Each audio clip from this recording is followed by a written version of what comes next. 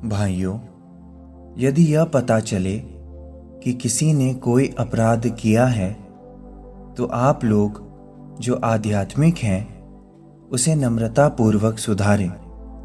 आप स्वयं सावधान रहें, कहीं ऐसा ना हो कि आप भी प्रलोभन में पड़ जाएं। ऐसी भारी बोझ ढोने में एक दूसरे की सहायता करें और इस प्रकार मसीह की विधि पूरी करें। क्योंकि यदि कोई समझता है कि मैं कुछ हूँ जबकि वह कुछ नहीं है, तो वह अपने को धोखा देता है। हर एक अपने आचरण की जांच करें। यदि वह इस पर गर्व कर सकता है, तो वह किसी दूसरे के कार्य पर नहीं बल्कि अपने पर गर्व कर सकेगा, क्योंकि हर एक को अपना बोझ ढोना पड़ता है।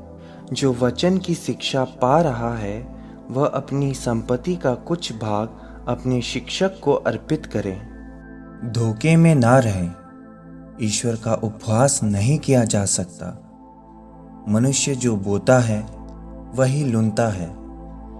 जो अपने शरीर की भूमि में बोता है, वह अपने शरीर की भूमि में विनाश की फसल लूनेगा। किंतु जो आत्मा की भूमि में बोता है, वह आत्मा की भूमि में अनंत जीवन की फसल लूनेगा। हम भलाई करते करते हिम्मत ना हार बैठें, क्योंकि यदि हम दृढ़ बने रहेंगे तो समय आने पर अवश्य फसल लूनेंगे। इसलिए जब तक हमें अवसर मिल रहा है, हम सबकी भलाई करते रहें, विशेष रूप से उन लोगों की जो विश्वास के कारण हमारे संबंधी हैं। इन बड़े बड़े अक्षरों को देखिए, मैं अपने हाथ से लिख रहा हूँ। जो लोग खतने के लिए आपको बाध्य करते हैं, वे संसार की लोकप्रियता प्राप्त करना चाहते हैं।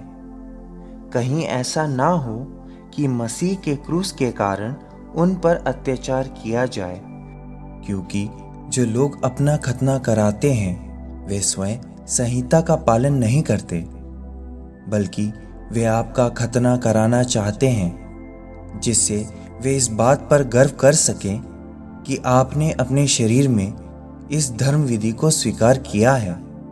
मैं केवल हमारे प्रभु ईसा मसीह के क्रूस पर गर्व करता हूँ। उन्हीं के कारण संसार मेरी दृष्टि में मर गया है और मैं संसार की दृष्टि में। किसी का खतना हुआ हो या नहीं, इसका कोई महत्व नहीं। महत्व इस बात का है कि हम पूर्ण रूप से नई सृष्टि बन जाएं।